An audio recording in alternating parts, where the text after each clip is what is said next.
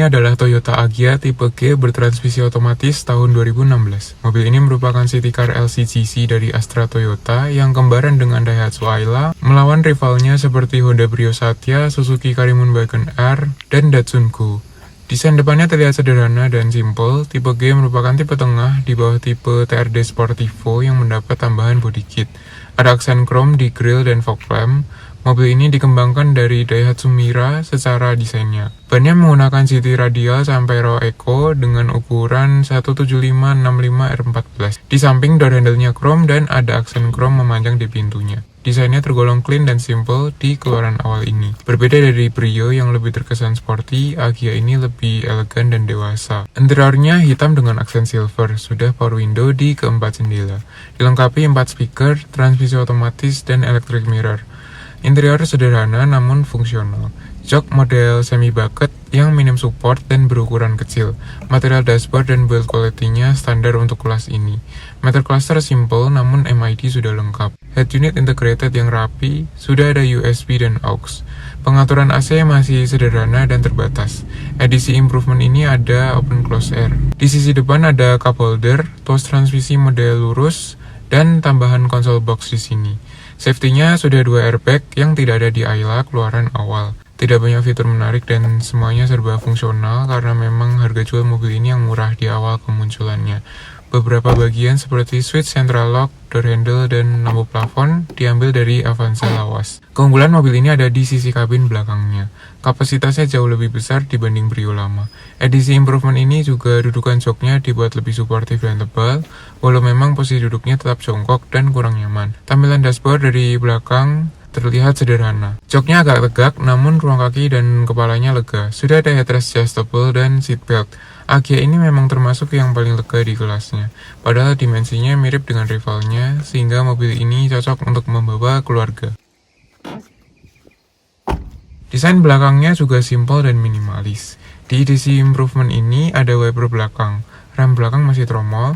Sebenarnya secara fitur dan kelengkapan mobil ini sudah lebih dari cukup. Dibanding rivalnya seperti Karimun Wagon R dan Datsun Go, mobil ini sudah cukup layak untuk standar semasanya. Untuk membuka bagasi masih menggunakan kunci atau dari tuas di sisi jok driver.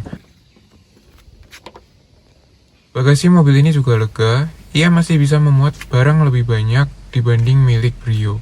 Joknya bisa dilipat ke depan secara full tanpa split folding.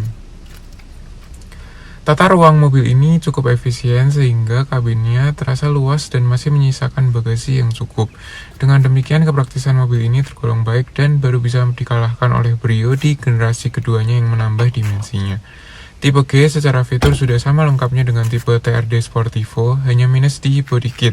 Namun justru membuat ground clearance mobil ini lebih tinggi. Mobil ini juga salah satu LCGC yang memiliki transmisi otomatis sungguhan selain Ayla. Karena Brio Matic semasanya tidak termasuk dalam LCGC, dan Karimun Wagon R transmisinya berjenis AMT. Jelas mobil ini menawarkan kenyamanan layaknya mobil Matic sungguhan.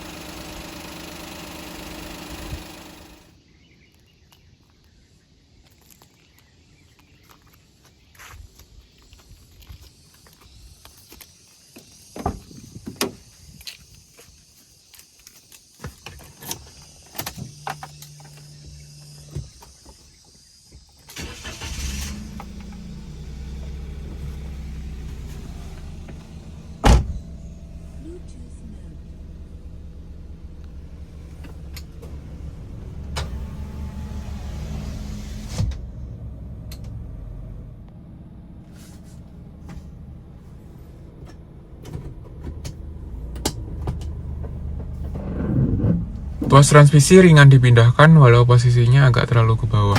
Handbrake juga ringan. Masuk ke D dan mobil mengelinding perlahan, Agya ini terasa kompak dan mudah dikemudikan. Dimensinya yang kompak dan posisi duduk commanding membuat mengendarai mobil ini sangat mudah. Posisi duduknya tinggi dan tidak ergonomis. Setirnya jauh dari badan dan joknya tidak suportif desainnya. Alhasil, posisi berkendara mobil ini terasa kurang nyaman dan sedikit aneh untuk postur di atas 170 cm. Pengaturannya juga terbatas, belum ada head adjuster dan setirnya tidak bisa ditilt. Peredaman mobil ini juga sangat biasa, suara luar masih masuk, suara mesin dan suara ban juga terasa di kabinnya.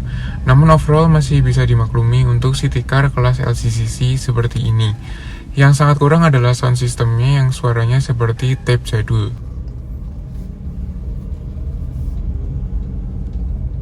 Mesin mobil ini 3 silinder 1000 cc yang belum VVTi. Dengan mesin 3 silinder memang getarannya menjadi terasa, terutama ketika idle. Getaran mesinnya tidak sehalus mesin 3 silinder yang lebih baru, seperti milik Agya Ayla terbaru atau Race dan Rocky. Sehingga memang sudah menjadi karakter mobil ini yang bergetar saat kondisi mobil berhenti. Tenaganya sebenarnya enak karena karakter mesinnya yang kuat di bawah. Torsinya terasa enak untuk stop and go di kemacetan. Namun ketika sudah di kecepatan menengah, tenaganya menjadi habis, tidak terasa ada dorongan yang kuat. Mesin ini napasnya pendek dan tidak untuk berkendara agresif, karena hanya akan membuat konsumsi BBM-nya boros. Di pengendaraan santai, ia cukup irit, namun ketika dikendarai secara agresif, mesin ini bisa menjadi lebih boros. Mobil ini cocok untuk dikendarai dalam kota dengan karakternya yang agresif di bawah. Namun untuk keluar kota pun sebenarnya masih memadai. Transmisi mobil ini 4-speed konvensional. Kinerjanya masih sangat tradisional dan perpindahan giginya terasa serta ada jedanya.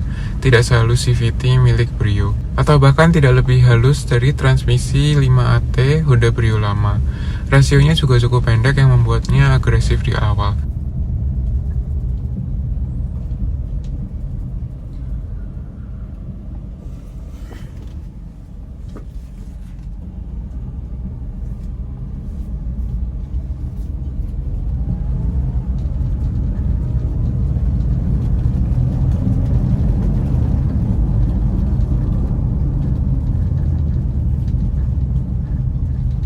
Terkadang memang terjadi gear hunting di kecepatan tertentu. Memang transmisi ini kinerjanya tidak refine dan tidak sepintar mobil modern lain semasanya. Namun transmisi ini tetap bisa memberikan kenyamanan layaknya mobil matic biasanya. Bukan seperti Suzuki Karimun Wagon R atau Ignis dan Espresso yang memiliki transmisi AGS. Kenyamanan mobil ini biasa, suspensinya cukup empuk, tidak sekeras Brio Satya seangkatannya. Namun ia terasa mengocok dan limbung. Karakter suspensinya tidak kokoh dan mantap, mobil menjadi terasa kurang stabil. Apalagi jika dikendarai di jalan tol, mobil ini terasa tidak lengket sama sekali di aspal. Untuk pengendaraan dalam kota, sehari-hari masih tergolong cukup memadai. Ground clearance-nya juga tinggi sehingga aman untuk jalanan jelek.